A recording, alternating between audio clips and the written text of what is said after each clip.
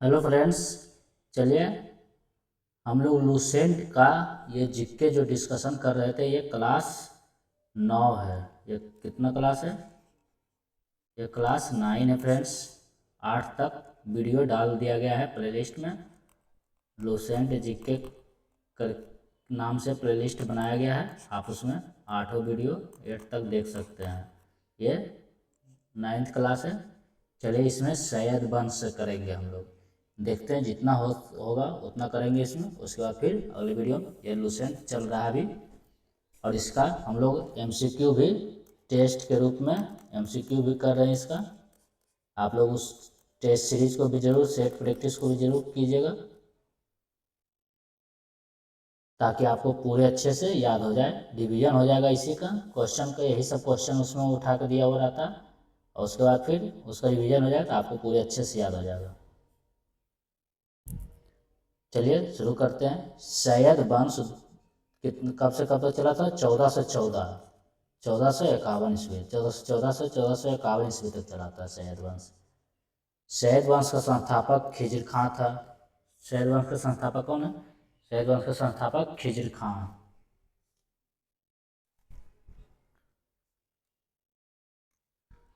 इसने सुल्तान की उपाधि नो धारण कर अपने को रैयत ए आला की उपाधि से ही खुश रखा। खिज खां तैमूरलंग का सेनापति था। तैमूरलंग का सेनापति खिज खां कौन था? तैमूरलंग का सेनापति था। भारत से लौटते समय तैमूरलंग ने खिज खां को मुल्तान, लाहौर एवं दिपालपुर का शासक नियुक्त किया। जो भी शासक, जैसे मोहम्मद गौरी भी गया था तो वह गुलाम वंश, इसको कुतुबुद्दीन ऐबक को सौंप के गया था। उसी तरह ये सब भी, ये जब तैमूरलंग गया तो खिज खां को मुल्तान, लाहौर एवं दिपालपुर का शासक नियुक्त करके गया। खिज खां नियमित रूप से तैमूर के पुत्र शाहरुख को कर भेजा करता था। उसके पुत्र शाहरुख को कर के रूप में भेजा करता था। खिज खां की मृत्यु 20 मई 1421 ईस्वी में हो गई। खिज खां के पुत्र मुबारक खां ने शाह की उपाधि धारण की थी। याहिया बिन अहमद सरहिंदी को मुबारक शाह का संरक्षण प्राप्त था। इसकी पुस्तक तारीख मुबारक शाही में सैयद वंश के विषय में जानकारी मिलती है। किसमें सैयद वंश के विषय में जानकारी मिलती है? तारीख मुबारक शाही में। यमुना के किनारे मुबारकाबाद की स्थापना मुबारक शाह ने की थी। यमुना के किनारे मुबारकाबाद की स्थापना मुबारक शाह ने की। सैयद वंश का अंतिम सुल्तान अलाउद्दीन आलम शाह था। सैयद वंश का शासन करीब 37 वर्षों तक चला था। 1414 से 1451 पर देखें। चलिए आ जाइए लोधी वंश। 1451 से 1526 तक लोधी वंश चला। लोधी वंश के बारे में देखते हैं। सैयद वंश के बाद लोधी वंश, तुगलक वंश, सैयद वंश, उसके बाद लोधी वंश। लोधी वंश का संस्थापक बहलोल लोधी था। वह 19 अप्रैल 1451 ईस्वी को बहलोल शाहगाजी की उपाधि से दिल्ली के सिंहासन पर बैठा। दिल्ली पर प्रथम अफगान राज्य की स्थापना का श्रेय बहलोल लोधी को दिया जाता है। बहलोल लोधी ने बहलोल सिक्के का प्रचलन करवाया। वह अपने सरदारों को मकसद ए अली कहकर पुकारता था। वो अपने सरदारों को क्या कहता था? मकसद ए अली कहकर पुकारता था। वह अपने सरदारों के खड़े रहने पर स्वयं भी खड़ा रहता था। वो अपने सरदारों के खड़े रहने पर स्वयं भी खड़ा रहता था। बहलोल लोधी का पुत्र निजाम खां 17 जुलाई 1489 ईस्वी में सुल्तान सिकंदर शाह की उपाधि से दिल्ली के सिंहासन पर बैठा। 1504 ईस्वी में सिकंदर लोधी ने आगरा शहर की स्थापना की। देखिए आगरा शहर बहुत इंपॉर्टेंट है, बहुत बार आता है। आगरा शहर की स्थापना किसने किया? सिकंदर लोधी ने 1504 ईस्वी में। भूमि के लिए रिश्ता भी मुबारकाबाद ने किया था, मुबारक शाह ने। भूमि के लिए मापन के, आगरा भी यमुना नदी किनारे ही है। भूमि के लिए मापन के प्रमाणिक पैमाना गज सिकंदरी का प्रचलन, इसका गज सिकंदरी, गज सिकंदरी, गज सिकंदरी का प्रचलन सिकंदर लोधी ने किया। गुरु गुलरुखी शीर्षक से फारसी कविताएं लिखने वाला सुल्तान सिकंदर लोधी था। सिकंदर लोधी ने आगरा को अपनी नई राजधानी बनाया। इसके आदेश पर संस्कृत के एक आयुर्वेद ग्रंथ का फरहंगे सिकंदरी के नाम से अनुवाद हुआ। इसने नगर कोट के ज्वालामुखी मंदिर की मूर्ति को तोड़कर उसके टुकड़ों को कसाईयों को मांस तोड़ने के लिए दे दिया था। इससे मुसलमानों को ताजिया निकालने और मुसलमान स्त्रियों को पीड़ित तथा संतों के मजार पर जाने पर प्रतिबंध लगा दिया। आइए, गले की बीमारी के कारण सिकंदर लोदी की मृत्यु हो गई। गले की बीमारी के कारण सिकंदर लोदी की 21 नवंबर 1517 ईस्वी को मृत्यु हो गई। इसी दिन इसका पुत्र इब्राहिम शाह की उपाधि से आगरा के सिंहासन पर बैठा। 21 अप्रैल 1526 ईस्वी को पानीपत के प्रथम युद्ध में इब्राहिम शाह लोदी बाबर से हार गया। यहीं पर बाबर आ गया। फिर अब इब्राहिम लोदी कब 1526 का पानीपत का लड़ाई याद रखिएगा। पानीपत की लड़ाई कब लड़ा गया था? पानीपत का प्रथम युद्ध 1526 में 21 अप्रैल 1526 को इब्राहिम लोदी और बाबर के बीच।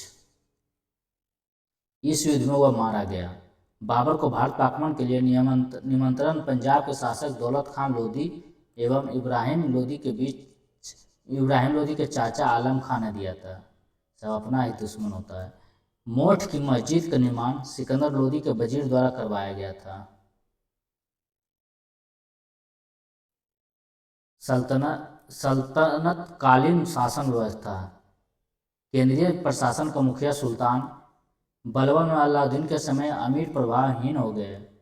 अमीरों का महत्व चरमोत्कर्ष पर था लोदी वंश के शासनकाल में। लोदी वंश के शासनकाल में अमीर बहुत ऊपर जा चुका था।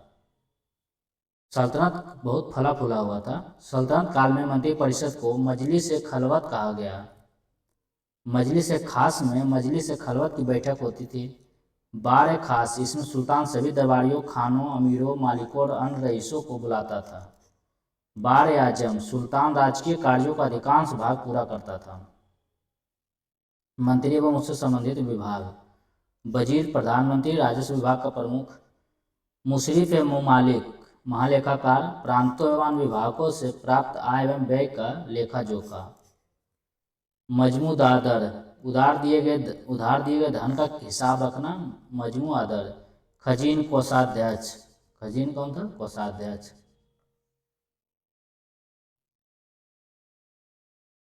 आइए, दीवान मुस्तखराज वित्त विभाग होता था। इसको बनाया था कौन? अलाउद्दीन खिलजी ने। दीवान मुस्तखराज वित्त विभाग से संबंधित है। दीवान कोही कृषि विभाग से संबंधित है। कौशल कृषि कौशल कोही मोहम्मद बिन तुगलक ने इसको बनाया था।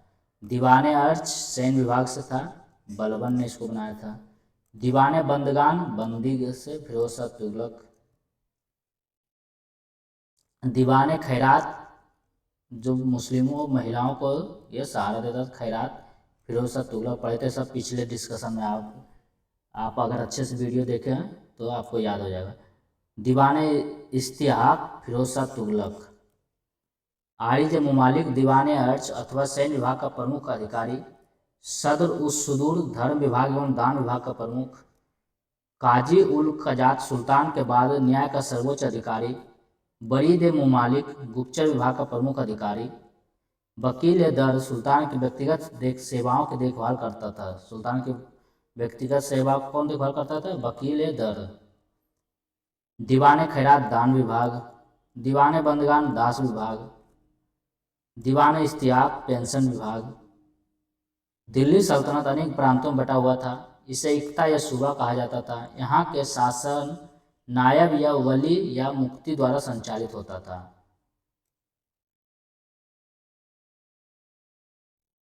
आइए, राजस्व कर पहले देख लेते हैं।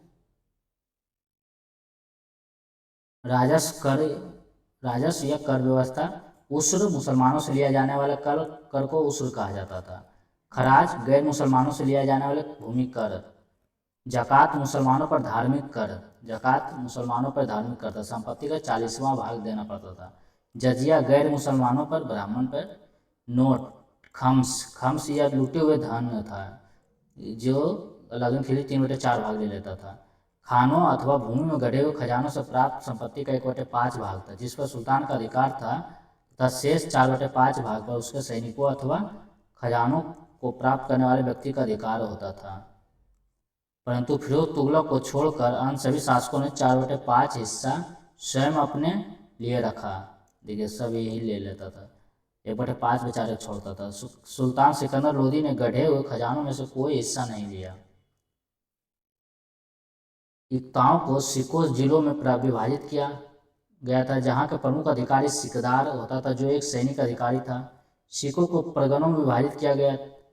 आमिर परगने का मुख्य अधिकारी था और मुशरिफ लगान को निश्चित करने वाला अधिकारी। मुशरिफ कौन था? लगान को निश्चित करने वाला अधिकारी। एक शहर या 100 गांवों के शासन की देखरेख अमीर सदा नामक अधिकारी करता था। एक शहर या 100 गांवों को देखरेख अमीर सदा नामक अधिकारी करता था।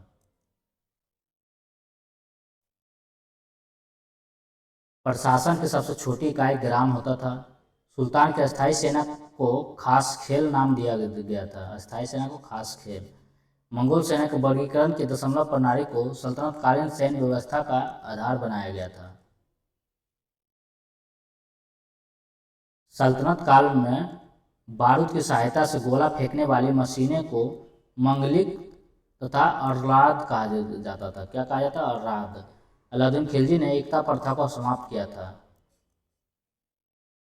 एकता प्रथा की दोबारा शुरुआत फिरोज तुगलक ने की थी। सल्तनत काल में अच्छी नस्ल के घोड़े तुर्की, अरब एवं रूस से मंगाए जाते थे। हाथी मुख्यतः बंगाल से मंगाए जाते थे। देखिए अच्छी नस्ल का घोड़ा तुर्की, अरब एवं रूस से, हाथी बंगाल से। सल्तनत कालीन कानून शरीयत, कुरान एवं हदीस पर आधारित था। देखिए 10 अश्वरोही एक सरे खेल, 10 सरे खेल एक सिपहसालाए, 10 सिपहसालाएं एक अमीर, 10 अमीर एक मालिक, 10 मालिक एक खान। मुस्लिम कानून के 4 महत्वपूर्ण स्रोत कुरान, हदीस, इजमा एवं कयास। सुल्तान सप्ताह में 2 बार दरबार में न्याय करने के लिए उपस्थित होता था। कितना बार? 2 बार। सल्तनत काल में लगान निर्धारित करने की मिश्रित प्रणाली को मुक्ताई कहा गया। स्थान सुरसूती, अच्छी किस्म के चावल के लिए प्रसिद्ध। कारण किस लिए? अच्छी किस्म के चावल पर सुरसूती। अनहिवारा व्यापारियों का तीर्थ स्थल के रूप में। सतगांव रेशमी रजाइयों के लिए। आगरा नील उत्पादन के लिए। बनारस सोने चांदी एवं जड़ी काम के लिए।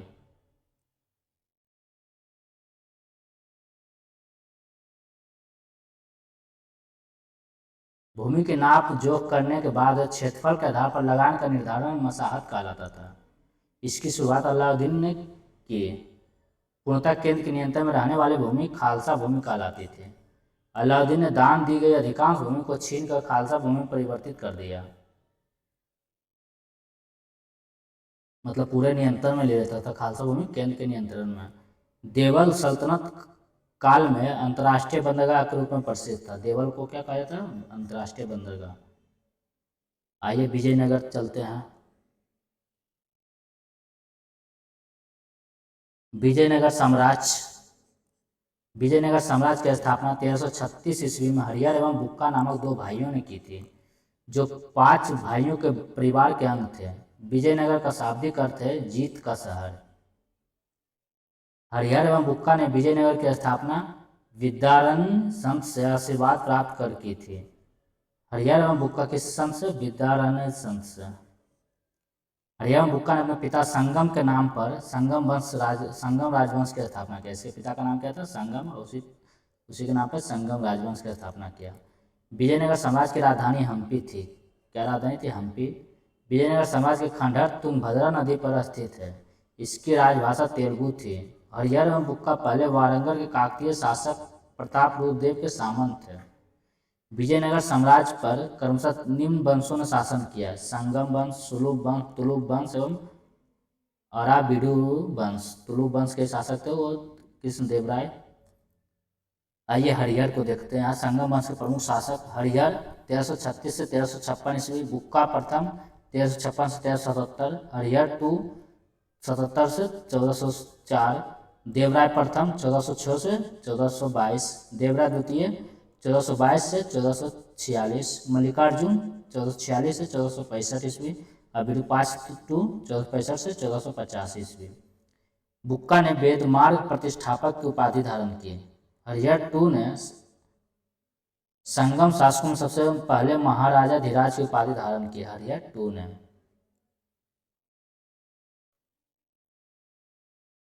इटली के यात्री निकोलो कांटी विजयनगर की यात्रा पर देवराय प्रथम के शासनकाल में आया। देवराय प्रथम ने तुंगभद्रा नदी पर एक बांध बनवाया ताकि जल की कमी दूर करने के लिए नगर में नहरें ला सके। सिंचाई के लिए उसने हरिद्र नामक नदी पर भी बांध बनवाया। संगम वंश का सबसे प्रतापी राजा देवराय द्वितीय था। कौन था? देवराय द्वितीय। इसे इमाडी देवराय भी कहा जाता था। फारसी राजदूत अब्दुल रज्जाक देवराय II के शासनकाल में विजयनगर आया था। प्रसिद्ध तेलुगु कवि श्रीनाथ कुछ दिनों तक देवराय दूसरे के दरबार में रहे थे। फरिश्ता के अनुसार देवराय द्वितीय ने अपनी सेना में 2000 मुसलमानों को भर्ती किया था एवं उन्हें जागीरें दी थी। एक अभिलेख में देवराय द्वितीय को जगबेटकर हाथियों का शिकारी कहा गया है। जगबेटकर मतलब हाथियों का शिकारी। देवराय द्वितीय ने संस्कृत ग्रंथ महानाटक सुधानिधि एवं ब्रह्मसूत्र पर भाष्य लिखा। मल्लिकार्जुन को प्रौढ़ देवराय भी कहा जाता था। क्या? प्रौढ़ देवराय भी।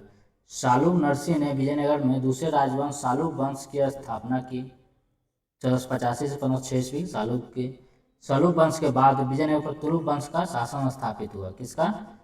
सालुब वंश के बाद तुलुक वंश। तुलुक वंश 1505 से 1565 ईस्वी तक की स्थापना वीर नरसिंह ने की। तुलुक वंश का महान शासक कृष्णदेवराय था।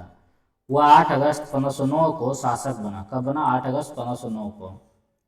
इस सालुब तिम्मा कृष्णदेवराय का योग मंत्री एवं सेनापति था। बाबर ने अपनी आत्मकथा बाबरनामा में कृष्णदेवराय को भारत का सर्वाधिक शक्तिशाली शासक बताया है। कृष्णदेवराय के शासनकाल में पुर्तगाली यात्री डोमिगोस पायस विजयनगर आया था। कृष्णदेवराय के दरबार में तेलुगु साहित्य के 8 सर्वश्रेष्ठ कवि रहते थे। कृष्णदेवराय के दरबार में, जिन्हें अष्टदिग्गज कहा जाता था। उसके शासनकाल को तेलुगु साहित्य का क्लासिक युग कहा जाता है। अष्टप्रधान शिवाजी का और नवरत्न अकबर के दरबार को कहा जाता था। तेलुगु साहित्य क्लासिक युग कहा जाता था। चलिए फ्रेंड्स, यहीं तक रहने देते हैं। आगे वीडियो में हम लोग इसके आगे करेंगे।